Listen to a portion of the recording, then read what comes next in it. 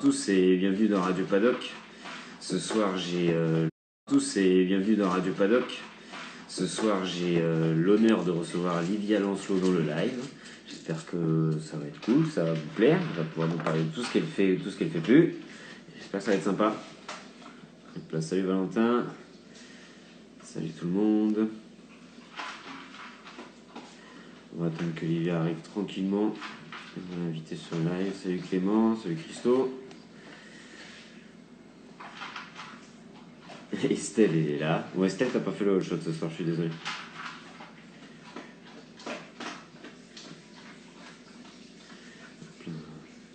J'espère que vous avez tous passé une bonne journée. Le Duchesne, il est là aussi, Père Duchesne. C'est bizarre, hein, quand c'est des filles qui sont pas trop loin de chez lui, il est toujours dans le coin, lui. Intéressant. Apparemment, elle est en forme. On va voir alors. J'ai eu des échos, ouais. Qu'apparemment, elle était en forme. De toute façon, Estelle, je compte sur toi, hein, même si tu peux pas rester tout le live. À balancer des anecdotes. Karine aussi, évidemment. Salut Elliot. Salut Thibaut. Hop là, forme olympique. Ok, on va voir ce qui se passe alors. Hop là, alors, tac. Hop là, salut tout le monde. Alors, j'aimerais bien pouvoir l'inviter. Pam, c'est parti.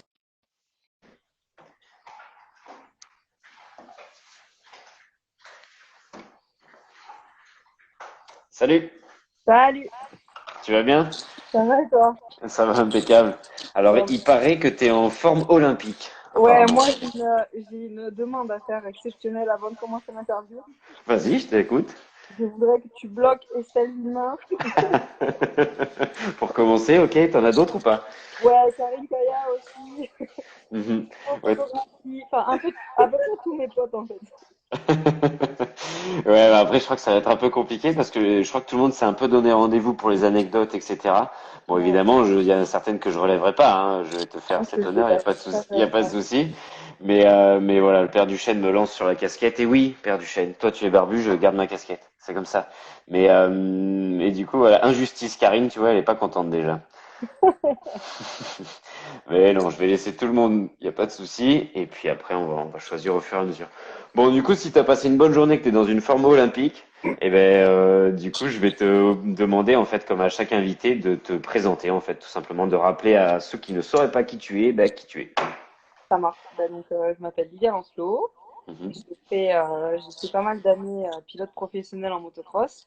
Je suis deux fois Chouïa. championne du monde et 7 fois championne de France.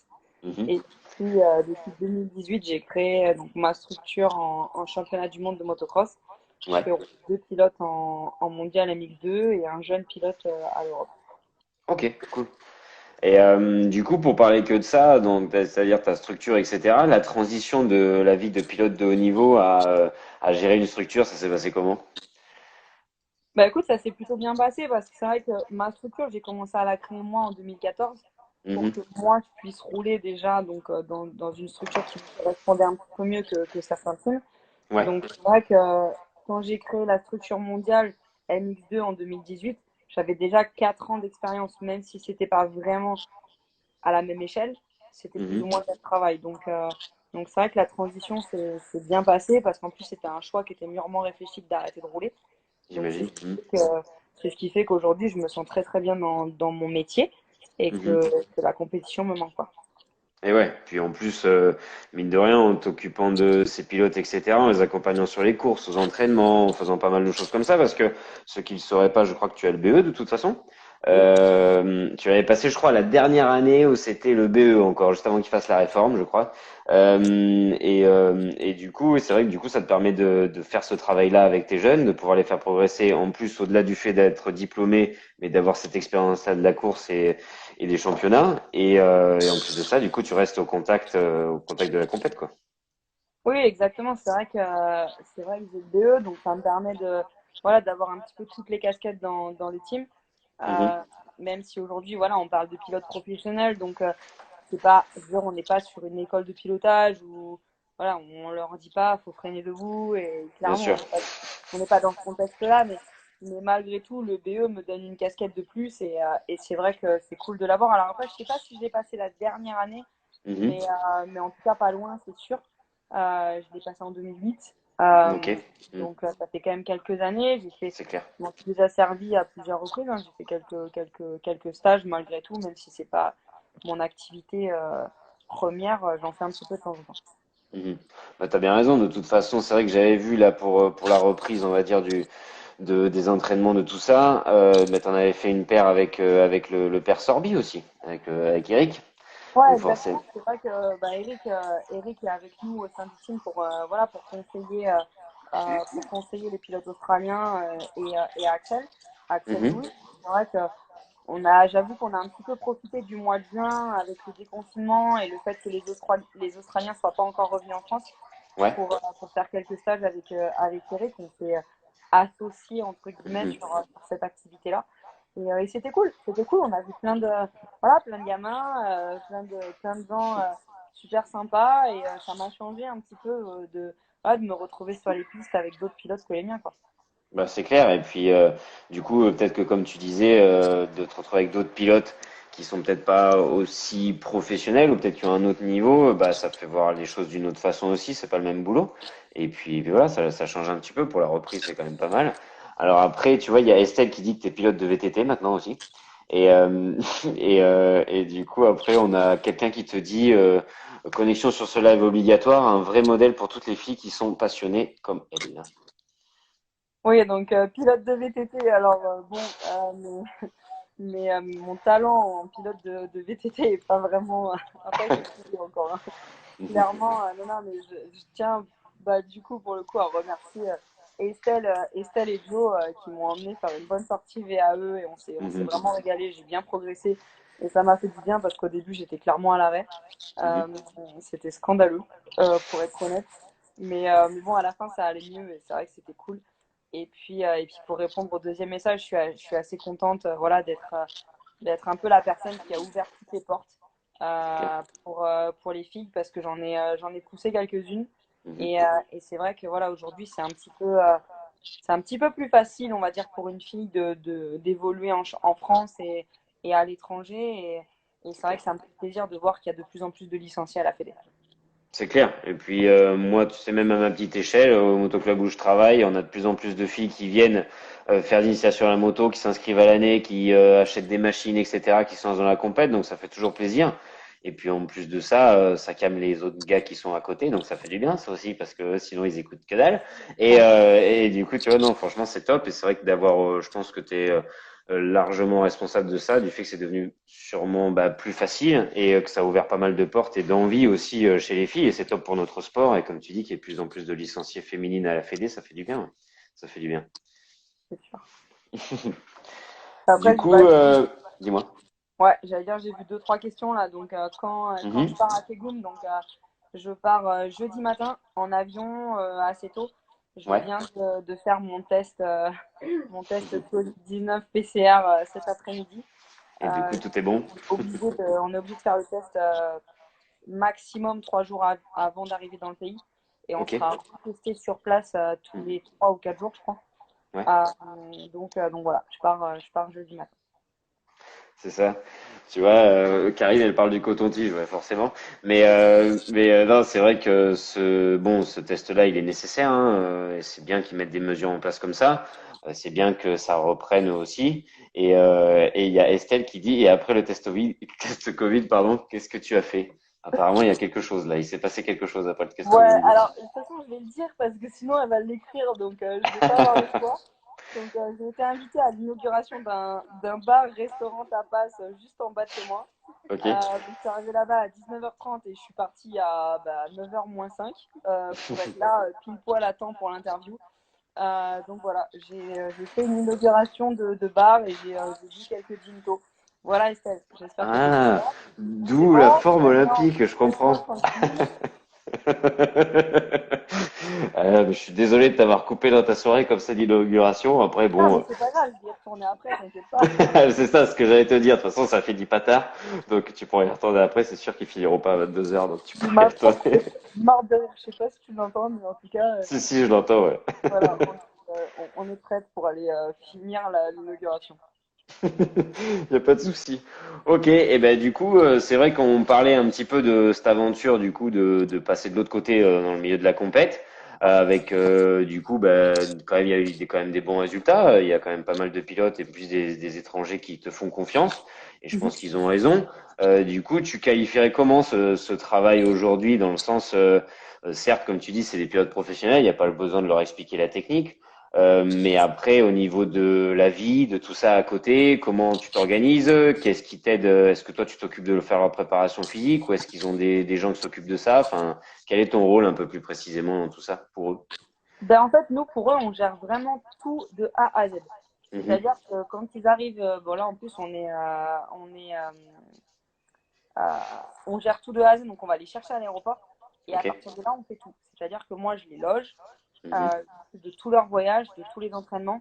C'est-à-dire qu'ils Ok. viennent à l'atelier, on les emmène à l'entraînement, toute la partie, bon évidemment mécanique, etc. Elle Mhm. prend en charge. Et ensuite, on a un préparateur physique, Mhm. entraîneur moto, donc Eric Sorby. Donc, ils ont vraiment quasiment rien à penser à part faire de la moto et se faire à manger chez eux. Je suis Mhm. pas cuisinière ni femme de ménage. Mais sinon, c'est vrai que voilà, ils ont programme physique, programme moto, on leur envoie tout en début de semaine. Mhm. Et ensuite, voilà, ils sont vraiment, vraiment cadrés. Après, moi, je suis là pour les aider dès qu'ils ont besoin. S'ils ont voilà, un besoin particulier ou s'ils ont besoin d'un conseil, par exemple en nutrition, parce que moi, c'est quelque chose qui m'a pas mal passionné quand je roulais. Donc Ok, j'ai pas aucun diplôme, attention, hein, c'est vraiment juste du bien sûr. conseil. Mais voilà, je peux les aider sur certaines choses en plus parce que, mine de rien, pour eux, l'Europe, c'est un petit peu nouveau, si tu veux, c'est quand même pas Mhm. la même culture, la même façon de vivre. Euh, les horaires du championnat du monde sont différents de ce qu'ils peuvent avoir en Australie. Donc, Ok. voilà, essayer de les conseiller à quelle heure manger, quoi manger, à quel moment. C'est des choses que j'ai fait. Donc Mhm. voilà, on essaye vraiment de leur donner toutes les cartes en main pour réussir. Et si il y a une demande qui dépasse, on va dire, ce que moi je sais faire, bah, c'est à moi d'aller trouver quelqu'un pour les aider. Donc Bien sûr. voilà, Ok. c'est toute une organisation, aussi bien pour les pilotes que pour le team, les mécaniciens. Mhm. Mais c'est vrai que c'est un peu un job 24 sur 24, quoi. Ouais, j'imagine, parce que c'est vrai que quand tu en parles, moi qui connais un peu plus Yves, etc., forcément, c'est à peu près ce qu'il propose en termes de prestations, dans le sens avec tout compris, avec le logement, avec tout ça, tout compris, etc. Et c'est vrai que ça fait la différence hein, pour des pilotes qui sont étrangers, qui doivent s'habituer, ne serait-ce qu'aux horaires ici, ne serait-ce qu'au climat, ne serait-ce qu'à beaucoup de choses. Je sais qu'il y avait une interview où Hunter Lawrence, il disait justement qu'il n'était pas habitué au début à voir que des circuits avec du dénivelé sur le championnat du monde, alors que lui, en Australie, tout était plat. Et du coup, c'est vrai qu'il y a un temps d'acclimatation, j'imagine. Mais bon, ça a l'air de plutôt pas mal se passer là pour tes pilotes. Ouais, non, c'est vrai qu'il y a plein de choses qui sont différentes. Donc nous, on essaye de les mettre dans les meilleures conditions possibles. C'est des Mhm, trucs tout cons, mais comme tu dis, le dénivelé et ne serait-ce que les textures des pistes. Eux, la mhm. seule chose qu'ils savent du championnat du monde, c'est ce qu'ils voient à la télé ou sur l'ordinateur. Ouais. Donc clairement, c'est difficile vraiment de se préparer pour une épreuve comme ça. Donc là, par exemple, pour la Lettonie, on a Mhm. été roulé sur la piste de Mont-de-Marsan Ok, la semaine dernière, qui est une piste qui se rapproche. C'est pas la Lettonie, c'est sûr, mais on va bien dire sûr. que dans notre région, c'est ce qui se rapproche le plus. Ok. Ça fait des trous un petit peu cassants, c'est sablonneux, un peu comme la Lettonie. Donc on les a amenés à Mont 2 et c'est vrai que voilà, là ils ont pu, on va dire, prendre quelques repères. Alors que s'ils connaissent pas, qu'ils voient que c'est sablonneux et ils roulent par Mhm. exemple à Lommel comme 90% des pilotes en Belgique, Ouais. ben, Lommel, la Lettonie, c'est pas tout à fait la même chose. Donc voilà, on essaye du mieux qu'on peut de les conseiller. Et Eric a aussi, lui, toute son expérience d'être Mhm. aux côtés de pilotes professionnels et pilotes de, voilà, de très très haute catégorie comme James Stewart, Mhm. voilà, pour les conseiller sur d'autres choses. Donc c'est vrai que ils sont quand même vraiment, vraiment bien encadrés. Et là, les résultats commencent à arriver, puisque Nathan fait deuxième ce week-end à Magèche. Donc c'est cool. Et même pour les jeunes, j'ai vu parmi les questions, est-ce que Axel Louis a progressé? Et oui, Mhm. clairement, Axel a vraiment progressé encore cet hiver, puisqu'à Magèche, il part 3 en première manche et il reste voilà, aux alentours du top 5, top 10 pendant longtemps. Sachant qu'Axel a seulement 16 ans, il devrait encore rouler aux juniors quasiment. C'est clair. Donc voilà, il a bien progressé avec nous, il roule très bien. Donc voilà, on arrive à leur mettre toutes les cartes en main. Après, on passe sur la moto à leur place, hein, ça, c'est sûr. Ah, ça c'est sûr. Après, forcément, hein, le fait de t'être basé là-bas et puisque tu es originaire là-bas de la Landifornie, forcément, ça fait la diff, hein, ça fait la diff. Des beaux circuits en sable comme ça, Mont-de-Marsan pour y avoir roulé à titre perso, c'est super. Mm. Franchement, en plus, nous, ils nous avaient ouvert, on avait amené les jeunes là-bas rouler et ils nous avaient ouvert quand c'était défoncé. Moi, je me Ouais. suis régalé, c'était très bien. Et après, voilà, je pense que t'as tout ce qu'il faut en termes d'expérience, en termes d'encadrement autour de toi, en termes d'équipe pour pouvoir enfin, prodiguer les bons conseils. Donc après, ça fait la diff, hein, je pense, sur le long terme. Donc c'est tout ce que je te souhaite à toi et ton team. Et il y a Estelle qui dit, tu biches un peu de l'avoir, la blonde là. Bah, non, non, je suis pas content, non, franchement, je suis un peu triste, vraiment, je sais pas où, non, non, bah, bien sûr, je suis content. Alors Bah, c'est que après, t'avais un débat à faire en même temps ce soir, c'est pour ça. exactement, bah, tu sais, toute la journée, là, j'étais là, je faisais des cours de moto, je faisais tout ça, et puis là, je me dis, bon, ce soir, finalement, allez, un petit live avec Livia, pourquoi pas? Ouais, il y a pire comme Bon. occupation, ça, c'est sûr. Mais ouais, du coup, pour revenir à quelque chose de plus sérieux, tu vois, tout ça, toute l'expérience du championnat du monde, tous les souvenirs que tu as, ne serait-ce qu'avec l'équipe de France, notamment en enduro aussi. Si tu avais un souvenir à nous parler un petit peu de l'équipe de France d'enduro, tu dirais quoi? De l'équipe de France, vraiment, ou de l'enduro en lui-même? Un peu des deux, tu peux faire les deux si tu veux. Ok. Ça, c'est pas facile, ça. Ah, bah, franchement, l'équipe de France, tu vois, je vais plutôt donner un sentiment général. En fait, c'est vrai que quand je suis Ouais. arrivée au ISDE, nous, en motocross, on n'a pas tellement de. Bon, à part les nations, mais il n'y a pas les filles. Mhm. On n'a pas une vraie course d'équipe.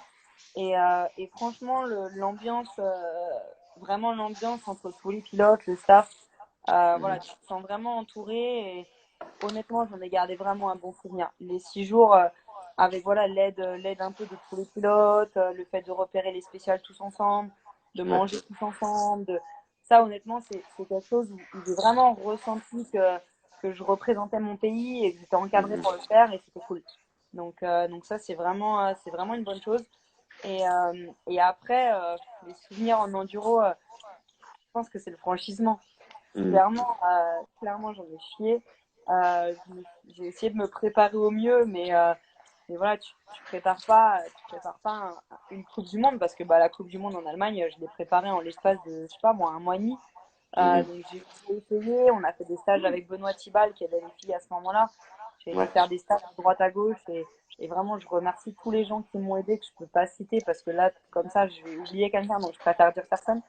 Mais plein de monde m'ont aidé et je me suis retrouvée je m'en rappelle très bien avec Benoît Thibal à faire un refus d'obstacle sur un tronc d'arbre. Mhm. Mais honnêtement, le tronc d'arbre, il devait faire, je sais pas moi, il était plus bas que ma table basse, quoi. C'était un tout petit truc de merde et Ouais. honnêtement, je suis pas allée parce que ben, pour moi, c'était tout nouveau, c'était vraiment, voilà, j'avais pas du tout l'habitude. Tu peux m'envoyer sur un trip de 25 mètres et ça va pas me poser de problème. Et le tronc d'arbre de merde là, ben, j'y arrivais Mhm. pas. Donc clairement, je me suis rendu compte que voilà, l'enduro, c'était différent. Mhm. Et ouais, parle-nous de l'extrême en Allemagne, Estelle. Oui, clairement. L'extrême en Allemagne, je voulais pas y aller. Je voulais pas y aller. J'ai fait le tour à pied, j'étais dégoûtée. Mhm. J'ai quitté la moto dans les montées parce que j'arrivais pas en haut. Quand j'arrivais dans l'entrée de l'extrême, je disais à Boubou, mon mécano, que je voulais pas y aller. Mhm. Donc, euh, donc voilà, je pense que voilà, tous les gens qui te suivent et qui nous regardent connaissent très bien l'enduro, donc connaissent forcément Boubou. C'est Euh, clair. Mhm. voilà, Boubou qui est mécanicien suiveur, qu'on a plus besoin de présenter en enduro. Clairement, si Boubou il n'est pas là en Allemagne, je finis même pas. Ouais. Je veux dire, je finis pas. C'est lui qui m'a motivé, c'est lui qui m'a aidé, c'est lui qui a tout fait pour que j'y aille. Et sans Boubou, je finis pas parce que mine de rien, bah, l'enduro, c'est pas le motocross, quoi.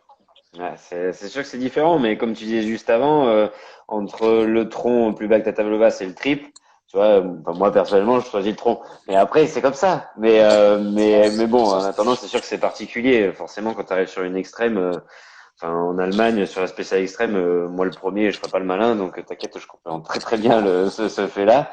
Donc voilà. Après, c'est vrai que l'enduro c'est particulier. Le fait qu'il y ait l'émulation comme ça, une équipe, ça doit être sûrement différent par rapport au motocross. pour les 6 jours, etc., que ça dure une semaine, que ce soit toutes les recos, que ce soit tout le fonctionnement même de l'équipe. Donc forcément, ça devait être sympa. Et tu vois, il y en a un qui nous pose la question, il te demande sincèrement que manque-t-il aux Françaises aux 6 jours, enfin, dans la vision d'une pilote de NX que tu es. Comment quoi? J'ai pas compris. Alors en fait, il te demande qu'est-ce que tu penses qui manque en fait à l'équipe française féminine aux 6 jours, peut-être Ah pour oui. gagner, avec ta vision de pilote de motocross. Bah, en fait, je pense que ce qui manque aujourd'hui en Europe, c'est d'être plus professionnel. Parce que quand tu regardes, moi, quand je suis allée au 6 jours, en tout cas l'année du Chili, bah, Mhm. t'as les trois Australiennes devant. Ouais, Euh, elles sont les trois professionnelles, c'est-à-dire qu'elles, c'est pas dans leur préparation et dans leur vision des choses. C'est déjà qu'elles gagnent leur vie avec la moto. Elles n'ont ouais, pas besoin de travailler à côté, et c'est pas le cas des Françaises. c'est clair. Clairement, j'aurais vraiment, vraiment aimé pouvoir Mhm. participer aux 6 jours avec Justine Martel, par exemple, Mhm. voilà, qui est championne de France depuis 2 ans maintenant, 2 ans consécutifs, je pense. Yes. Justine, je me suis entraînée avec elle avant d'aller aux 6 jours. Elle Mhm. roule super bien. Honnêtement, c'est une jeune pilote qui mériterait de rouler devant, sauf qu'elle est Mhm. obligée de travailler à côté. Et à partir de là, bah, tu peux pas te C'est donner à compliqué. 100% et Mhm. c'est trop compliqué. Alors que voilà, les pilotes australiennes, les pilotes américaines, toutes celles Mhm. qui sont devant, bah, elles font que ça toute la journée. Donc tu peux plus comparer, c'est fini. Parce C'est que clair. je pense sincèrement qu'on a plein de Françaises qui ont du talent. Et si elles pouvaient faire ça toute la journée comme certains pays le font, eh ben, on pourrait gagner aussi. Et ouais, c'est vrai que ça paraît simple comme constat, mais c'est criant de vérité, dans le sens, c'est valable aussi pour beaucoup de mecs qui sont dans les championnats, etc. Forcément, hein, quand c'est ton travail et que tu peux te donner à fond, avoir un rythme vraiment de pilote professionnel, ben forcément, les résultats, ils s'enchaînent, hein. Mais après, oui, c'est compliqué. Mais merci de cette analyse, en tout cas. Tu vois, Francis qui t'avait posé la question, il te remercie. Donc du coup, par rapport, tu vois, à tout ça, est-ce que tu penses que l'enduro, ça mérite de se professionnaliser, ou est-ce que c'est un problème général aujourd'hui en France? Oui, je pense que c'est un problème. Je pense que c'est un problème général parce que c'est vrai que, alors je connais pas bien bien le monde de l'enduro, mais Mhm, c'est vrai que de ce que je peux voir un peu de l'extérieur, je pense qu'il y a quand même des sacrés problèmes de budget et voilà, je pense que on a clairement des pilotes qui ont du talent, mais après, voilà, c'est difficile quand t'as pas toute la structure qui va derrière, le team, toutes les facilités d'entraînement et tout ce que certains pays ont mhm, plus que nous, au moins pour l'enduro. C'est vrai que moi, je connais un peu plus le motocross et c'est vrai que bien sûr, en motocross, c'est un peu plus facile qu'en enduro, je pense, qu'à l'heure actuelle. c'est clair. Et ben du coup, tu vois, pour parler maintenant du motocross, et on va parler un petit peu de ta carrière en général. Forcément, tu nous as parlé de 7 titres championne de France, je crois, en féminine, et de 2 titres de championne du monde. Tu as été vice-championne aussi, je crois, 2 années ou une année. Et Ouais, je ne sais plus comprendre.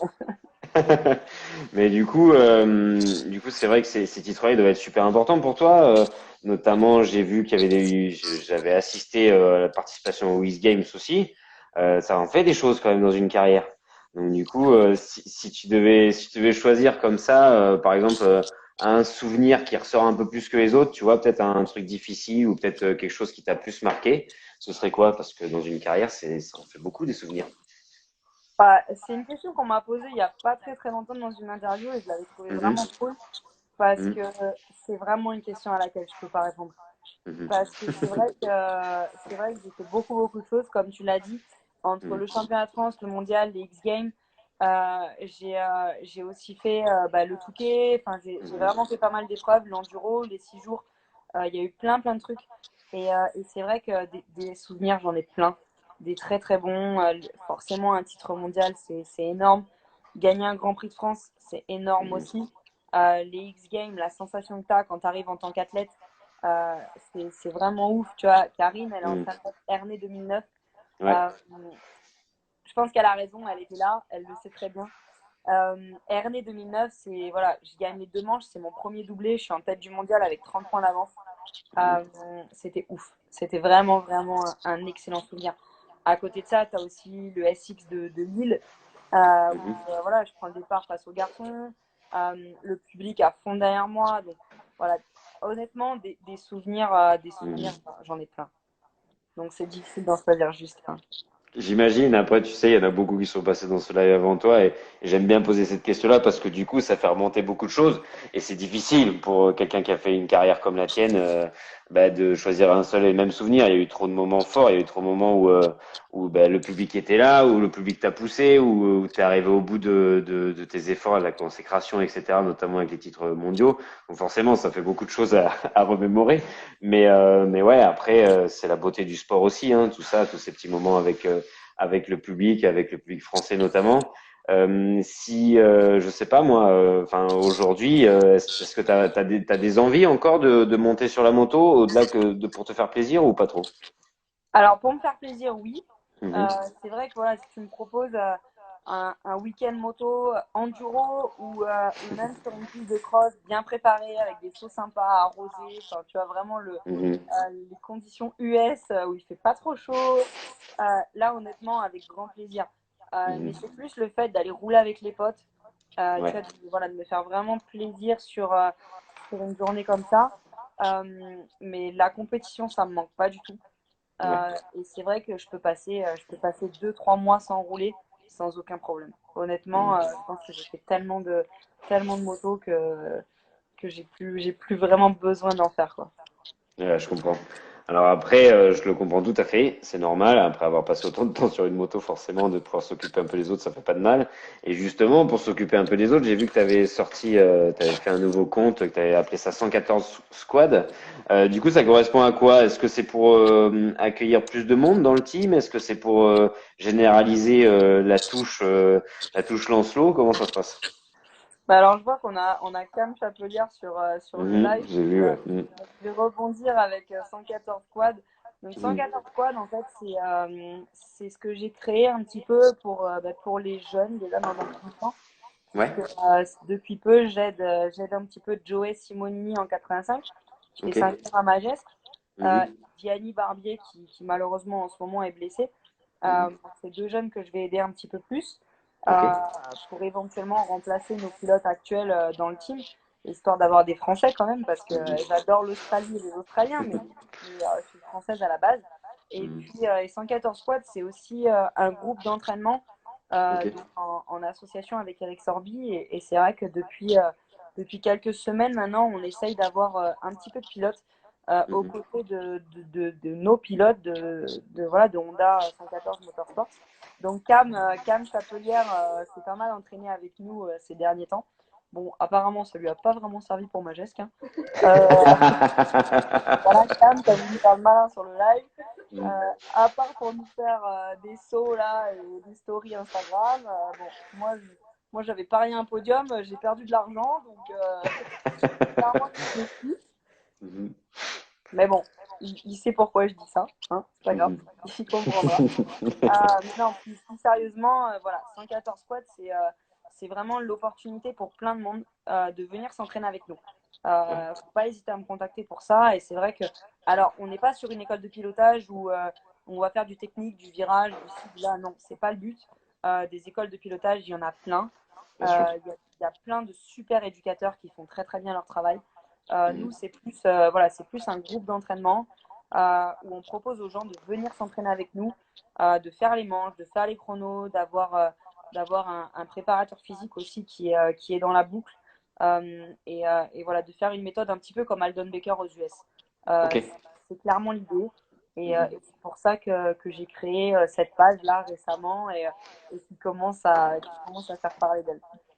Non, mais c'est bien parce que c'est vrai que ça peut amener des choses différentes et peut-être que des jeunes qui ont un certain niveau ou qui ont peut-être un petit peu moins que tes pilotes que forcément tu fais entraîner dans ton team, bah, ça permet de leur faire goûter aussi à ça, à la réalité de ce que c'est un entraînement de pilote pro et forcément ça va les fera progresser hein, quoi qu'il arrive. Hein. Oui, voilà, c'est ça. C'est Mhm. vraiment l'idée de montrer ce que ça représente parce qu'il y en a plein qui comprennent pas forcément, Mhm. qui pensent que c'est facile. Sauf que c'est sûr que si tu viens à l'entraînement une seule journée, Mhm. que toi, tu es tout frais, que tu fais une manche de 25 ou de 30 avec mes pilotes, tu es content parce que tu as réussi à la tenir. Sauf que ce que tu Mhm. sais pas, peut-être, c'est que la veille, ils ont fait 80 bornes de vélo dans les Pyrénées et que eux, clairement, ils sont cuits, quoi. Donc, Mhm. c'est pour ça qu'on essaye, voilà, on essaye de montrer un petit peu ce que c'est la vie de pilote professionnel. Et C'est oui, clair. Stéphane, Rock Foot ce soir. Ouais, je vois que depuis tout à l'heure, de toute façon, il y en a, ils attendent que ça. Ils attendent Non, que mais ça me fait beaucoup rire. il fait harceler, c'est abusé. C'est ça. Mais ouais, ok, bah super, parce que je pense que c'est une bonne initiative, parce qu'il y en a plein qui vont se rendre compte de la réalité de la chose, et ça fait toujours du bien. Et moi, le premier, hein, le peu de fois où j'ai fait les entraînements où Yves était aux commandes, je peux te dire que je m'en souviens. Et souvent, forcément, hein, que ce soit du fractionné, du pyramidal ou ce genre de choses, on s'en souvient, ça fait du bien par là où ça passe, mais après, ouais, ça fait se rendre compte de la réalité du métier de pilote de haut niveau, qui est un vrai métier et qui mérite que ce soit un métier à part entière pour beaucoup de pilotes, comme on disait juste avant. Voilà. Après, je voulais te poser un petit peu les questions dans le sens, c'était quoi tes projets pour la suite, à part le rock food évidemment. Euh, mais dans le sens, voilà, c'est vrai que tu as donc le 114 squad, tu nous as parlé des pilotes que tu vas amener sur le mondial, sur l'Europe, etc. Est-ce que tu as prévu d'agrandir le team ou est-ce que pour l'instant, la taille qu'il fait, ça te va très bien? C'est quoi, voilà, le futur de Livia Lancelot pour demain? Non, clairement, le team à l'heure actuelle me convient très bien. On a déjà Mhm. deux pilotes MX2 et un pilote à l'Europe. Ouais, Honnêtement, c'est déjà bien assez de boulot pour faire j'imagine. les choses correctement, en tout cas. Mhm. Le 114 squad, l'avantage, si tu veux, c'est qu'on est deux à le gérer avec Eric et qu'au Ouais. final, ça ne nous demande pas plus de travail que d'habitude parce qu'on Mhm. permet à des gens de venir s'intégrer à notre groupe d'entraînement qui est déjà créé, qui est déjà en place. On a le préparateur physique qui est là. Donc si tu veux, l'avantage, c'est que ça me prend pas beaucoup plus de temps. Mhm. Et à la fois, c'est bénéfique pour tout le monde. Parce que même pour mes pilotes, c'est top. Parce que si tu amènes un autre pilote, un très bon pilote de l'Europe, par exemple, il va Ouais, réussir à s'accrocher à un pilote MX2, clairement. bien sûr. Donc, Mhm. moi, ça aide mes pilotes et ça aide les gens qui veulent venir. Donc, ça me prend pas plus de temps. Donc, entre le team et 114 squads et les quelques stages que j'ai fait au mois de juin, clairement, l'emploi du temps, il est déjà bien assez rempli. Plus les 2-3 soirées au Rock Food, hein, vu que celui de l'histoire, on doit me le rebalancer. Donc voilà, plus bah voilà, un petit peu de temps pour la vie privée, hein, forcément. Il en Euh, faut. Mhm. donc voilà, non, honnêtement, j'ai déjà un emploi du temps assez chargé. Donc il y a pas, pour le moment, il y a pas d'autres projets, en tout cas qui ont abouti. Il y en a quelques-uns qui sont, on va dire, en train de, voilà, d'être réfléchis, Mhm. notamment avec Estelle. On n'entend plus trop Estelle là d'ailleurs, elle est calme. Ben, je crois qu'elle Je est m'attendais partie à du pire. live, c'est pour ça. Parce que sinon, en Je général, m'attendais à Estelle, pire. quand elle est là, on est au courant, ouais, quand même. Donc voilà, il y a quelques projets qui se réfléchissent, mais rien de Cool. concret. Ok, ça marche. Eh bien, super. Bah, tu vois, moi, je suis très content de t'avoir là dans le live, je le répète. Du coup, après, c'est vrai que la Landifornie, en général, c'est quand même un super spot pour pouvoir s'entraîner, pour pouvoir faire progresser les gens, pardon. Est-ce que tu as des projets un petit peu pour faire bouger les pilotes, pour les faire rouler autre part que sur les textures qu'il y a vers chez toi, ou pas trop pour l'instant? Ça te va très bien. Bah écoute, nous, l'avantage qu'on a, c'est qu'on a quand même beaucoup de pistes dans la région. Mhm. C'est Donc vrai. oui, on a le Bud Training Camp qui est top, Mhm. ça c'est sûr. Forcément. Mais on n'a pas Mhm. que ça. On a Mont-de-Marsan, comme je le disais avant, on a Mhm. Navarinx, où là, pour le coup, il y a vraiment du dénivelé, il y a tout ce qu'il faut Mhm. pour bosser. Donc non, franchement, on a tout ce qu'il faut. Et après, effectivement, oui, on se contente pas de la Landifornie. Moi, j'aimerais bien, il n'y a pas de souci, mais voilà, c'est vrai que j'ai quand même ce côté où je suis pilote à la base Mhm. et je sais que voilà, d'être ici, c'est cool, mais il n'y a pas que ça. Donc là, par exemple, mes pilotes, en rentrant de la Lettonie, ils Mhm. s'arrêtent en Belgique Ok. et au lieu de finir le mois d'août en Landifornie et d'aller à la plage, eh ben, ils vont aller à la plage de Lomel. Ça va Et échanger, ouais. là, elle est un petit peu moins cool. Mais voilà, on sait qu'il y a besoin de faire ce genre de choses. Donc, le groupe d'entraînement, c'est sûr que c'est bien pour ici. Mais il y aura également des semaines en Belgique, des semaines en Italie s'il faut, parce il y a plein de belles pistes en Italie aussi. Ouais. Donc voilà, il y a la Landifornie pour le staff et plusieurs destinations pour les pilotes. Ok, ça marche. Bah, super. Bah, ça fait déjà pas mal, comme tu disais, pas mal de choses à faire, à organiser.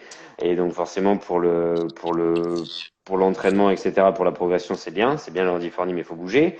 Du coup, je voulais te demander un petit peu, pour changer un peu de sujet, dans le sens, si tu avais une anecdote, tu vois, un truc par exemple pour faire regretter Estelle d'avoir quitté le live, si tu avais une anecdote, un peu un truc rigolo à raconter, voilà, ce serait cool si tu pouvais partager ça avec nous, si tu en as une. Mais une anecdote sur Estelle ou une anecdote en Ah, règle sur générale? Estelle, sur en général, sur le motocross, un truc qui te passe par la tête. Ouais, c'est dur là comme ça. Non, franchement, là, le sujet il est trop vaste. Mhm. Eh ben Euh, sur Estelle alors, vas-y, sur Estelle. Un non, petit truc sur Estelle alors. non, mais attends, faut pas croire, j'ai peur d'Estelle, hein. Mais on Crois a pas, tous peur d'Estelle de toute non, façon. mais tu crois pas que je vais lancer une anecdote sur Estelle comme ça là et pas avoir peur des représailles. Non, non, non, c'est pas possible. Oh, à part un peu de vélo, à part un peu de vélo, elle devrait pas trop t'embêter, non? Ouais, elle est costaud quand même, hein. Tu sais, honnêtement, j'aimerais pas qu'elle soit énervée après moi, hein. Ce serait pas Ah, c'est drôle. sûr. Non, non, Ça va qu'elle est pas en Californie, elle aussi, forcément. ouais, c'est vrai que Estelle, elle est loin quand même. Donc même si je la balance maintenant, le temps qu'elle Mhm. arrive, j'ai T'as peut-être le le temps de temps. peut-être la faire oublier, on sait pas. À mon avis, tu vois, peut-être qu'on va lui en parler, mais comme elle va pas regarder le live en rediff, ça m'étonnerait. À mon avis, tu peux y aller. Non, non, elle est incapable. Non, non, c'est mort. Je balancerai pas. Je balancerai Bon, pas sur Estelle. bon, Honnêtement, Estelle, j'ai trop Estelle peur. a fait son Trop peur. effet, a fait son effet comme d'habitude. Voilà. Mais après, du coup, sinon, sur tes années en motocross, tu vois, sur tout ça, si t'avais une petite anecdote, un truc rigolo qui t'a marqué, que ce soit sur le mondial ou sur quelque chose, un truc, tu vois, tout simple. Je sais que tu dois en avoir à l'appel aussi, ça c'est sûr. Pour en choisir une, ça doit être compliqué. Mais si t'en as une, vas-y, si tu peux la Ouais, partager avec c'est nous, ce ça. serait cool. Là, Hmm, c'est tellement vaste, tu vois, c'est hmm, compliqué. Forcément, des anecdotes, enfin, j'en ai des milliers. Tu vois, hmm, j'ai commencé la moto à 4 ans. hmm, Je suis passée pro à 17. J'ai arrêté ma carrière à 29. Enfin, je veux dire, des anecdotes, j'en ai tellement au final que, ouais, il faudrait vraiment que ce soit un poil plus dirigé, tu vois, pour que hmm. je puisse sortir quelque chose. C'est sûr que voilà, j'en ai plein. C'est comme tout à l'heure quand tu disais pour les bons souvenirs. C'est difficile d'en choisir vraiment juste un. Ouais. Euh, Après, ouais, non, c'est ça. Faudrait que ce soit un peu plus précis, quoi. Mais pas sur Estelle. Trop peur. Pas sur Estelle. Et ben du coup, sur l'équipe de France de motocross, par exemple, sur l'équipe de France. Sur l'équipe de France de motocross. Hmm. Ah, c'est difficile, hein, là, tu me prends un froid comme ça. La prochaine fois, envoie-moi C'est les ça. comptes à l'avance. Euh, non, sur l'équipe de France de motocross, je vais pas avoir de vraies anecdotes en plus parce que du coup, j'en fais pas vraiment partie. Tu sais, les filles font pas partie des Hmm. nations. Mais c'est vrai que, à la limite, si je peux, c'est pas vraiment une anecdote, mais si je peux Vas-y. donner au moins mon avis sur ça, je pense que voilà, les gens aujourd'hui, il y a ce côté réseaux sociaux, où on critique un peu facilement et tu vois, Ouais. tu sais, ça fait des années que les nations s'est critiqué, et Pascal Cugnot et Gauthier Paulin et Hmm. ceci et cela. Et il faut pas oublier tu vois, au final, nous, on est quand même, on se donne à 100% pour des événements, C'est clair. que ce soit pour nous, tout court, ou pour représenter le pays. On le fait vraiment, vraiment du fond du cœur. Et c'est vrai que des fois, quand tu lis ce qui se dit sur les réseaux sociaux, ça fait mal. Les Ouais, gens ne se rendent j'imagine. pas Hmm. forcément compte. Je Hmm. pense pas que ce soit de la vraie méchanceté. Mais tu vois, des fois, les gens, voilà, ils écrivent des choses sans penser vraiment ce que tu peux ressentir quand tu le lis. Et Ouais, c'est vrai que moi, l'impact qu'il y a derrière, ouais. Hmm. c'est pas vraiment des anecdotes, mais c'est vrai que je suis un petit peu à l'intérieur de tout ça. Je connais Ouais. très très bien Gauthier, je connais très très bien Hmm. Pascal, et tous les autres pilotes, Jordi aussi, qui a été un peu critiqué quand il a été choisi un peu à la dernière minute. Et je pense que voilà, ces gens-là, ces pilotes, cet entraîneur, ils méritent vraiment le plus grand respect et le soutien de tout le monde. Et voilà, c'est des gens comme tout le monde qui pleurent comme tout le monde quand il y a des choses qui se passent mal. Gauthier nous l'a prouvé sur des interviews. Hmm. Donc voilà, c'est plus ça en fait. C'est pas vraiment une anecdote, mais ça me fait plaisir de le dire. Ouais, mais je comprends. C'est très très bien de dire ça. De toute façon, c'est vrai que la plupart des gens, bah, ce serait peut-être des choses qu'ils pourraient dire comme ça sur le bord du terrain. Mais malheureusement, comme là, c'est écrit noir sur blanc, bah, forcément, j'imagine bien que quand tu es concerné ou quand tu connais les gens personnellement, bah, forcément, ça fait pas du bien. Et c'est surtout beaucoup de gens en général qui donnent leur avis alors qu'ils n'ont pas forcément la connaissance de ce que c'est la vie de pilote de haut niveau, des sacrifices que ça demande et de l'implication qu'il faut y mettre pour représenter son pays ou pour participer à des courses comme ça d'un tel niveau. Donc forcément, je comprends tout à fait ton message et c'est très bien de l'avoir dit. Alors après, il y a Karine, je crois, qui avait balancé une anecdote du coup. Oula, Elle a dit sur la dernière pierre prise sur le dernier Grand Prix. Trois petits la points. Ça, dernière c'est fois? la dernière pierre, elle dit, prise sur le dernier Grand Prix. Ah Ça, c'est ouais. joli. Alors, contexte. Villars-sous-Échos, mon dernier Grand Mhm. Prix. Donc bon, ce jour-là, je perds le titre pour un point. Mais voilà, temps chrono, je prends une pierre dans mon dernier chrono, donc dernier tour de la séance. Et je Ouais. prends une pierre, en fait, la pierre, je la vois vraiment arriver de haut comme ça, et elle passe entre le masque et la mentonnière. Donc elle descend vraiment comme ça. Et Ok. elle me tape la lèvre. Et là, en l'espace de une demi-seconde, je sens plus rien. Je sens Mhm. plus mes lèvres, je sens ma langue, mais je sens pas si j'ai les dents, enfin, je sais pas quoi. Ouais, ouais. Je Ok. sens juste le sang qui coule ici sur mon menton, tu vois. Donc bref, vite, de toute façon, c'est fini. Je sors, je m'arrête, je vois Yves tout de suite qui s'arrête, qui est à côté de moi. Et Yves me dit, oula, putain, tu saignes, j'avais du sang partout sur le maillot. Euh, On va vite à l'infirmerie. Et là, l'anecdote, c'est que j'ai tellement peur que pour ma dernière course, j'ai pris le caillou qui fait que je vais être défigurée, quoi. Et mhm. moi, je pense qu'à ça. Je suis défigurée, j'ai plus de dents, j'ai la lèvre éclatée, je sais pas ce que j'ai, tu vois. Alors que bon, en fait, tout va très bien. J'ai une toute petite cicatrice minuscule à la Mhm. lèvre, c'est vraiment pas Mhm. dramatique. Mais c'est vrai que la première chose qui me vient à l'esprit, c'est ça. La première Mhm. chose, c'est oh, je suis défigurée. Au même titre que, ben voilà, il y a Ludo Bottadini, qui est un des Mhm. grands mécaniciens de Grand Prix français, qui m'a suivi une année pour le Touquet. Et pareil, j'étais tombée à l'entraînement vraiment fort, tête première. J'étais en 4,5, je tombe tête première dans le sable. Mhm. Et quand je tombe, je sens que ça a tapé au niveau du nez. Et je suis sonnée, Ludo, il arrive. Et je lui dis, Ludo, le nez, comment il est le nez? Parce que je sens que ça va pas. Et là, il me dit, ah non, mais là, ta nez, il est cassé, il est comme ça. Et là, je l'insulte Ouais. direct. Ouais, mais c'est vraiment qu'un bip, tu vois. Je l'envoie Mhm. chier, mais grave. En lui disant, tu peux pas me dire ça. Il me dit, mais non, ça va, ton nez, il est gonflé, mais ça va. Donc voilà, ça, c'est des anecdotes où c'est vrai que je reste une fille. Et Mhm. autant les cicatrices, ça peut faire guerrier, c'est sûr pour un homme, mais moi, j'en ai pas spécialement envie. Donc voilà, c'était l'anecdote du caillou pour le dernier Grand Prix. Bah, c'est ça. Après, forcément, hein, que ce soit un homme, une femme, forcément, t'imagines être défiguré, ça fait plaisir à personne, c'est sûr et certain. Ah non, c'est sûr. Pour mon dernier Grand Prix, ça me faisait chier, clairement, je te le dis. J'imagine, c'est clair. Mais ouais, ok, bah merci pour, pour cette dernière anecdote, pardon. Tu vois, il y a Grégory qui te dit en tout cas belle carrière, Livia. C'est vrai que tu as fait quand même une sacrée carrière, hein, comme tu disais, je crois, t'as dit 17 ans jusqu'à, je sais plus quelle année 29. tu m'as dit. 29, ça commence à faire, hein, plus de Ouais, 10 ça ans. fait. Ça commence à faire 12 ans au niveau. Forcément, c'est des sacrifices, forcément, c'est beaucoup de choses. Et c'est vrai que tu as fait une sacrée carrière. Du coup, bah, moi, j'avais reçu beaucoup de questions pour toi, dans le sens, c'était beaucoup de filles qui disaient, mais comment on fait en fait, qu'est-ce qu'il faut qu'on fasse pour pouvoir bah, bah, prétendre à, tu vois, une carrière de haut niveau en motocross. Qu'est-ce que tu conseilles de faire déjà au niveau ne serait-ce que de l'attitude, ne serait-ce qu'au niveau des entraînements, ne serait-ce qu'au niveau de la vie en fait, parce qu'après forcément c'est une vie de sacrifice hein, pour pouvoir faire ça. Mais du coup, ouais, j'ai eu beaucoup de filles qui m'ont dit il faut que tu lui poses la question parce que nous on a envie de savoir comment on devient Livia Lancelot. Ben, moi, je pense que, alors, forcément, c'est une vie de sacrifice, hein. Mhm. Ça, c'est évident. Il n'y a aucun doute là-dessus. Mais moi, je pense que le plus important, en tout cas, moi, ce qui m'a servi vraiment beaucoup, Ouais. c'est de rouler avec les garçons. Mhm. C'est ce que les Ok. filles ont un peu tendance à oublier maintenant qu'il y a des championnats féminins. Ouais. Et c'est vrai que moi, j'ai fait tellement d'années qu'avec les garçons, à Mhm. essayer de faire du résultat avec les garçons. Et ça, c'est ce qui clairement m'a servi. Ok. Donc j'ai envie de dire, les filles, roulez en ligue, roulez même en championnat de France si vous en avez le niveau, et roulez avec les mecs le plus possible. Faites-vous un caractère, faites-vous un pilotage avec les mecs. Et quand, voilà, quand tout ça, ce sera bon, et ben, revenez en championnat du monde et éclatez tout le monde. C'est une très bonne parole, ça je trouve, parce que de toute façon, c'est vrai que comme tu dis, maintenant qu'il y a les championnats, on va dire plus ancrés de féminin, et donc forcément elles roulent contre elles.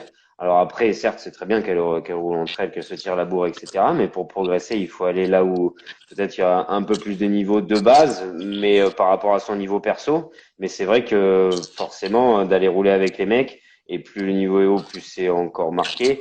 Bah, il faut aller se la filer comme ça, quoi. Je pense que ça t'a servi grave. Alors après, je pense qu'il y a Laurie sur ton canapé qui s'impatiente pour aller voir des gin tonic, je crois. Mais Laurie, alors, j'ai vu le regard là, j'ai vu le regard de non, mais le problème, désespoir. c'est que. Non, mais c'est pas ça, c'est que le problème, c'est qu'elle a bu les ginto comme moi. Mhm. Mais je sais pas, peut-être qu'elle les supporte un peu moins bien. Du coup, elle est morte de rire à côté depuis tout à l'heure. Donc, bref. Non, mais ça va, on a le temps, t'inquiète, on est tranquille. Oh, mais y a pas de souci, t'inquiète pas. Mais non, bah, c'est vrai qu'après, forcément, toi, tu parles, tu restes active. Après, si Laurie, elle attend sur le canapé, les Ginto, Non, peut-être non, mais elle attend ils pas, bah, infusent, tu t'inquiète. vois. T'inquiète, Laurie va très bien. Laurie écrit des conneries. Euh, des conneries avec tout le monde là pour que ça balance des questions. Hein, Mhm. parce qu'elle est pas innocente à la question de Stéphane pour le Rock Food. Donc, Mhm. elle est pas innocente à plein de choses. Donc, t'inquiète pas, Laurie va bien. Oh bah impeccable. Alors si Laurie est en forme, c'est nickel. Tu vois, il y a Grégory qui nous dit c'est juste magnifique et super que les filles soient en force en motocross. Je suis bien d'accord, mais il en faudrait plus. Moi, je milite pour ça avec mon école qu'il faut qu'il y ait plus de filles qui se mettent à faire de la moto. Ça fait beaucoup de bien. Comme je te disais tout à l'heure, en plus ça calme les mecs qui font trop les malins à côté. Et en plus de ça, en général, les meufs elles écoutent mieux et du coup elles appliquent mieux, alors que les mecs en général ils veulent plus faire ce qu'ils ont envie dans la tête. Et forcément, ça marche moins bien. C'est comme ça. Mais, Exactement. euh, mais du coup, non, c'est pour ça que ça fait beaucoup de bien et il en faut plus. Donc, j'espère que le message sera entendu. Après, c'est vrai que la vie de pilote de haut niveau, c'est compliqué. C'est une vie de sacrifice, comme tu l'as dit. Et donc, du coup, il faut s'y mettre. Karine a dit boulot, boulot, boulot. Il n'y a que ça de vrai, je crois. Non, mais c'est sûr, voilà, comme Karine elle dit, parce que Karine elle me connaît très bien, hein, elle est Mhm, là vraiment, voilà, Karine c'est ma meilleure amie depuis mhm, bien avant mon premier titre mondial, donc voilà, elle sait très bien de quoi est faite ma vie en règle mhm, générale, et c'est sûr que c'est beaucoup de travail et beaucoup de sacrifices. Voilà, comme elle le disait, ou comme tu le disais, pardon, c'est juste beaucoup de sacrifices, c'est-à-dire que là aujourd'hui, voilà, on rigole, je profite, j'ai été boire des ginto avant l'interview mhm, et je vais peut-être aller faire un petit tour, euh, un petit tour en ville ce soir parce que voilà, je pars en Lettonie dans quelques jours, j'ai plus de pilote, tout le monde est déjà parti. mhm. Donc voilà, c'est le côté un peu vie normale. Bien sûr. Mais c'est une vie que j'aurais clairement pas eue il y a quelques années. Et donc c'est vrai qu'aujourd'hui, j'en profite peut-être un peu plus aussi. Mais voilà, c'est le mot d'ordre, il est là, c'est sacrifice. Mhm, C'est clairement quand tout le monde t'appelle en disant je suis à la plage, ouais, bah, c'est cool, moi, mhm, il faut que j'aille faire 60 bornes de vélo, quoi. mhm. Il fait 40 degrés, tu es en plein cagnard, mais tu vas le faire quand même. Donc voilà, c'est le secret. Il y a pas de recette miracle. Le Mhm. talent, c'est bien, mais ça suffit pas. C'est ça. Le travail bat le talent et j'y crois. Mhm. Voilà, une citation et j'y crois à 100%. Je crois que c'est David Villemin qui parle beaucoup de ça, que le talent C'est n'existe vrai. pas. Alors, je vais Exactement. peut-être pas être aussi difficile que lui, mais en tout cas, c'est sûr que le travail bat le talent, ça c'est clair. Donc voilà, c'est sûr que je pense que c'est le mot d'ordre. Pour Mhm. répondre à Thibaut Maupin, Vas-y. le test Covid, c'est horrible. Honnêtement, c'est horrible. Franchement, alors ça fait pas mal en soi, mais c'est pas Bien du sûr. tout agréable. Bah, c'est Honnêtement, sûr. tant qu'il y a un coton-tige qui te gratte jusque dans la Comme gorge, ça, là. là, Mhm. voilà, c'est vraiment, mais vraiment pas cool. Donc, bon courage à tous ceux qui doivent le faire pour la Lettonie et qui ne l'ont pas encore fait, parce que honnêtement, c'est pas top. Ouais, bah c'est vrai que j'ai eu Yves au téléphone ce matin et il m'a dit qu'il l'avait fait aussi et qu'il n'était pas du tout content. Ah non, c'est Et du coup, il me dit, oh, franchement, il me dit, oh, ils vont encore nous le faire là-bas, encore une fois, encore une autre fois. Il m'a dit, c'est bien, mais franchement, il faut qu'ils trouvent un autre moyen, là, ce serait bien. Ah non, c'est sûr. Donc Karine qui me demande si elle pense que si je pense que ça touche le cerveau, bah le mien peut-être pas, hein, parce que bon, on va pas dire que c'est le cœur, mon cerveau. Et puis un petit coucou à Cédric Fabre aussi, hein, qui est par là. Mhm. Je suis une Tu grande fan rigoles bien, de Cédric Fabre. Je laisse les gens aller voir qui c'est. Je suis fan. c'est ça. Mais tu vois, il y a Immersion Freestyle qui est là et qui te demande, et justement, le regard des mecs quand tu étais sur la grille avec eux, est-ce que c'était particulier? Est-ce que les types, du coup, ils avaient besoin de se prouver à eux-mêmes qu'ils étaient meilleurs que toi ou pas? Mais en fait, non, moi j'ai cette chance, c'est que Mhm. moi j'ai commencé toute petite. Ok. J'étais une des premières, pas la première, attention, mais une des Mhm. premières. Et moi, j'ai fait mes premières courses en championnat de France, j'avais peut-être 8 ans. J'étais Mhm. derrière la grille avec des Nico Aubin, avec des Chris Pourcel ou Seb Pourcel qui était un peu plus vieux. Mhm. Mais, et quand à cet âge-là, il y a pas de regard critique, t'as pas de machisme, t'as pas de racisme par exemple, t'as pas de sexisme. Tout ça, ça n'existe pas chez les enfants. Donc, en ouais, fait, moi, j'ai grandi avec eux. Et c'est quand tu arrives à 16-18 ans que là, tu commences un peu à avoir tes propres avis, on va dire. Mais moi, bien j'étais sûr. tellement là depuis longtemps que j'étais même pas une fille à leurs yeux, en fait. Je faisais Mm. partie des meubles, quoi, tu vois. Donc, Ouais, bien sûr. c'est vrai que moi, j'ai jamais vraiment eu ce problème. Honnêtement, j'ai toujours été très, très bien acceptée. J'ai toujours essayé de, voilà, de me mettre, de me fondre un peu dans la masse. Mais Ouais. c'est vrai que bon, alors oui, j'ai eu des réflexions. Oui, les filles, ça Mm. doit être en cuisine, blablabla. J'en ai eu des conneries comme ça. Je me Mm. faisais sortir. J'ai eu, voilà, ça m'est arrivé. Mais honnêtement, dans l'ensemble, j'ai beaucoup plus de positifs que de négatifs. Tant mieux, parce que ça aurait été chiant de finir sur un truc où tu aurais eu plus de négatifs que de positifs. Mais c'est vrai que C'est après, ça. en faisant partie des meubles, comme tu dis, en ayant passé toute ta jeunesse avec tous ces gars-là, en faisant la course avec eux, Mm, mm. forcément, après, voilà, et c'est le respect aussi de la course, dans le sens quand tu t'y files, après, voilà, ta valeur, tu la prouves, quoi. Bah, c'est sûr. Et tu vois, pour parler Mm. d'anecdotes, ben, je vais t'en sortir une. Tu as une anecdote. Allez! Et ça revient, j'en ai une. Mm. Euh, on est à la phare les Oliviers, c'est l'ouverture du junior. Je sais pas en quelle Mhm. année, je me rappelle plus. Mais là, j'ai tous mes potes du junior qui débarquent, des Guillaume Flandin, qui débarquent au camion en me disant, t'as vu? Il y a une fille qui est inscrite. Euh, Comment ça, les gars? Ben ouais, il y a une fille qui est inscrite. J'ai dit, ouais, enfin, et donc? Mais non, mais pas toi, une autre. Ah, d'accord. Et en fait, ça les avait choqués. Mm. Et à Mm. l'époque, c'était Charlotte Dehardeux, Ok. qui tentait les qualifs donc à la phare. Et Ouais. alors, je ne me rappelle plus du résultat, si moi j'étais qualifiée ou pas, ou peu importe. Mais en tout Mhm. cas, il y avait donc Charlotte qui avait fait les qualifs. Et les gars, ils étaient venus me voir en mode, mais il y a une fille. Genre, c'est pas normal, ça. Alors que moi, ça faisait déjà 2-3 ans que je faisais le junior avec eux. C'est ça. Mais eux, en fait, ils venaient te dire ça comme si toi, t'allais dire, ah ouais, une fille? Ah ouais? C'est ça. Mais non, c'est pas possible. Putain, mais Exactement. c'est vrai, tu faisais vraiment partie des meubles, ouais, c'était ça. Exactement. Quand je te Mm. dis, je faisais partie des meubles, des meubles, pardon, c'était vraiment ça. Donc voilà, c'est l'anecdote. Du coup, je l'ai trouvé, tu C'est vois. ça. Bah, c'est bien. Mais tu vois, il y a Kevin qui est là et qui dit en tout cas, Nico Aubin a moins de cheveux. C'est sûr, Bichette, C'est pas il a faux. pas choisi. Hein. Il a C'est pas pas faux. choisi. C'est pas faux. Il a moins de cheveux sur le casque, peut-être, je ne sais pas. Mais, Yeah. mais après, tu vois, il y a quelqu'un qui nous pose la question qui dit, est-ce qu'il y a une fille en vue pour être recrutée au sein du team 114? Mais Pas à pour l'heure l'instant. T, pas Mm. vraiment, Ok. parce que j'ai pas trouvé de française Mhm. qui aujourd'hui est prête à sacrifier une vie entière pour y arriver, je Je pense. comprends. Mm. En tout cas, pas dans celle qui cherche un team. Euh, Mhm. donc il y a peut-être une Australienne, pour revenir encore sur des Australiens, Ouais. peut-être une petite Australienne qui mériterait un peu d'aide, mais honnêtement, il y a rien de fixé parce que Honda a pas trop envie d'aider les filles, donc ça m'aide pas. D'accord. Mm. Ah bah oui, j'imagine. Ouais. Et justement, toi, avec Honda, dans le sens, tu as passé quand même beaucoup d'années chez Kawa. Avec Honda, ça a l'air de quand même bien se passer là depuis une paire d'années maintenant. Et du coup, donc ta vie de team manager pour trouver des sponsors, pour trouver des aides, pour trouver du support en fait, tout simplement. Est-ce que ça te prend beaucoup de temps ou est-ce que c'est quelque chose qui, du fait que bah, c'était quand même ton métier de pilote professionnel, donc tu savais déjà gérer ça, et puis avec ton team perso et ta structure. Donc, est-ce que ça te prend beaucoup de temps? Est-ce que tu es à la recherche? Est-ce que tu as tout ce qu'il te faut? Est-ce qu'il t'en faut plus? Voilà. Non, aujourd'hui, clairement, c'est un job à 100%. Mhm. C'est vraiment 100% de mon temps. Je suis quasiment tous les jours à l'atelier. Ouais. Sauf, bon, là, c'est vrai qu'en ce moment, c'est l'été, donc j'essaye de partir un peu plus tôt que d'habitude. Mhm. Mais sinon, voilà, je suis vraiment tout le temps à m'occuper de quelque chose. Il n'y a vraiment pas tellement de time off, on va dire. Ouais. Mais voilà, c'est une passion aussi. Hein. Je veux dire, je ne le regrette pas. Donc ça me convient très bien. Bon, tant mieux. Après, tu vois, on nous demande est-ce que tu es contente du test du MX test avec le CRF 114, donc avec Pierrick Pagé, etc.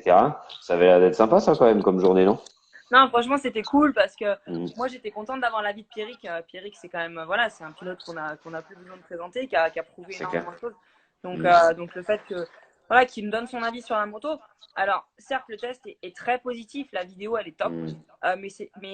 Pierrick, pardon, m'a donné plein de ressentis, notamment sur la transmission, sur les suspensions. Mhm. Donc voilà, on a fait pas mal on a pu faire quelques tests après ce test-là Ok. qui nous ont aidés. Donc, j'étais bien contente d'avoir l'avis de Pierrick et c'est cool pour nous d'avoir ce test parce que voilà, ça montre aux gens qu'on a bossé. Alors, on n'est C'est pas un clair. Fun Factory, attention. Mm. C'est sûr qu'on n'a pas les mêmes motos que ceux qui roulent vraiment, vraiment devant, mais on a quand même des bonnes motos. Et donc, pour répondre à Karine, parce que avant ou après Lucien au feu, donc là, il faut que je la raconte celle-là. Donc Lucien, c'est un employé de chez Bud Racing qui fait les Ouais. suspensions. En fait, on se croise le matin parce que donc en fait, lui, il va en direction de chez Bud et moi en Mm. direction de Saint-Cyros. Donc on est censé se croiser. Quand je suis à l'heure, on se Mm. croise à un feu bien précis. Sauf que comme je suis pas souvent à l'heure, ça fait un petit moment que j'ai pas croisé Lucien. Et donc, comme je suis souvent au téléphone avec soit Karine, Mm. soit Estelle le matin. Donc souvent je dis à Karine, ah bah non là je suis en retard, j'ai pas vu Lucien. Donc voilà. Ta petite anecdote sur Lucien. Ben ouais, c'est vrai, après que forcément, avec tout ce que tu fais, ben des fois, c'est compliqué d'être toujours à l'heure. Et puis bon, après, tu vas peut-être être en retard pour arriver, mais tu auras fait quelque chose au téléphone, sur le trajet ou de ce genre de choses. Donc, le boulot, je pense, quand tu es dans cette vie-là, il s'arrête pas vraiment, dans le sens, c'est comme tu dis, c'est un boulot passion. Et donc, forcément, on compte pas les heures. Donc, c'est quelque chose qui s'arrête jamais. Tu vois, il y a quelqu'un qui te demande, est-ce que c'est difficile d'avoir une vie perso dans cette vie de rideuse, il te demande. Oui, non, c'est vrai que c'est pas facile. C'est pas facile de trouver la bonne personne, la personne qui va comprendre ma vie, qui va comprendre aussi que je suis entourée de garçons 99% Mhm. du temps. Parce que voilà, c'est un milieu où bah, je peux pas faire des miracles, hein, je peux pas traîner qu'avec des filles, hein, c'est pas possible. C'est sûr. Mhm. Donc, donc non, c'est sûr que la vie privée avec ce métier-là, elle est un petit peu difficile. Mm. Je comprends, je comprends. Tu vois, il y a Kevin qui te demande est-ce qu'il y a un programme SAP de prévu pour le team 114 ou Non, pas? il y a pas de programme ça. Donc, pour répondre à Kevin tout à l'heure qui m'a remercié d'avoir roulé Fox, c'était un honneur Mhm. de rouler Fox et quelque part, je suis un petit peu déçue de pas avoir pu rester Fox, hein. J'avais quasiment un contrat Mhm. à vie avec Fox, mais avec le team, ça a un petit peu changé la donne. Bien Je sûr. ne peux pas moi rester Fox et avoir le team d'une autre marque. Donc voilà, c'est vrai que je suis un peu déçue, mais c'est comme ça. J'ai quand même récupéré une autre famille chez Alpine Star voilà, Mhm. qui, euh, qui me chouchoute aussi très très bien, donc c'est cool. Mais il n'y a pas de programme sable parce que ben, malheureusement, on a une saison qui est super longue avec 20 courses en championnat du monde et j'ai clairement pas envie de me rajouter 6 à 8 courses de plus Mhm. dans le sable, surtout que le sable, c'est un budget qui est énorme. C'est Euh, clair. et puis c'est l'hiver, il fait froid. clairement, clairement, le ticket, je préfère le regarder dans mon canapé derrière la télé que y aller.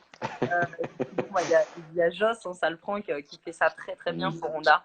Donc C'est voilà, clair. j'ai pas besoin d'aller sur un programme sable. Et tu vois, il y a McFly qui te pose une question. Il dit l'arrêt de Goupillon dans le dernier tour de la première manche, comment on le vit si c'est notre pilote? Bah alors, moi pour le coup, tu vois, pour redonner une anecdote, Ouais. ben moi j'étais au niveau des panneaux et Ok. j'étais à côté de son mécano. Donc son Mhm. mécano, Stéphane, que je connais très bien parce que c'est le copain de Laurie qui est à côté de moi. Ok. Donc, tu vois, moi, du coup, direct, je regarde Stéphane, je dis, oh, comme t'as merdé! Et je me fous de Stéphane, tu vois, direct, Mhm. forcément, mais en mode rigolade. Et Stéphane me montre son panneau en marquant un tour, c'est bien, ou je sais plus ce qu'il lui met, mais en mode, voilà, vraiment un tour. Donc, clairement, c'est pas de la faute du mécano.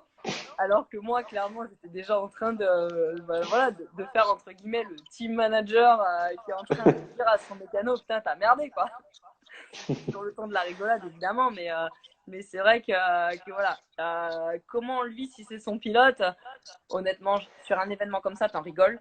Bah ouais. T'en rigoles Mhm. surtout parce qu'il a rattrapé le coup. Il gagne quand Bah même oui, la bien manche, sûr. il a Mhm. très bien roulé, donc voilà, Mhm. t'en rigoles. T'en rigoles. Bien Après, sûr. si c'est une épreuve du mondial et que pour le coup tu foires ta première place, bah là t'en rigoles plus. Mm.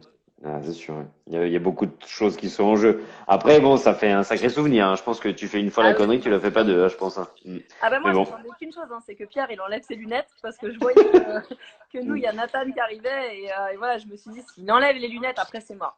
Mm. Et heureusement, grâce au public français, n'est-ce pas, il a juste eu le temps de repartir, et il a gagné la manche. Donc, il le méritait, attention, clairement. C'est clair. J'aurais pas Mm. aimé gagner une manche sur un truc comme ça.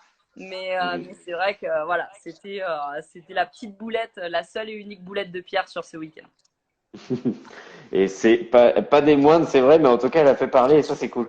Ouais, Mais c'est ça. du coup, tu vois, il reste 40 secondes. Je veux juste te remercier d'avoir accepté l'invitation dans le live, d'avoir Ben, passé tout merci ce à live toi. avec moi, avec grand plaisir. Et puis, si tu as un petit mot de la fin, tu vois, il reste maintenant 34 secondes, c'est à toi, et après, ça coupe. Ben, je remercie tous les gens qui ont participé, voilà, tous ceux qui ont posé des questions. Je remercie Laurie de bien rigoler à côté de moi et de donner la vie à tout le monde. Non, vraiment, voilà. C'était un live bien cool. On peut le refaire quand tu veux. Avec Et plaisir. puis voilà, Mm. un petit coucou à tout le monde, voilà, tous ceux qu'on connaît, tous ceux qu'on cite pas. Mais voilà, un coucou à tout le monde. Bah, parfait. Bah, merci beaucoup. Et puis, je te recontacterai avec grand plaisir. Et puis, en attendant, une bonne saison à toi et bon courage.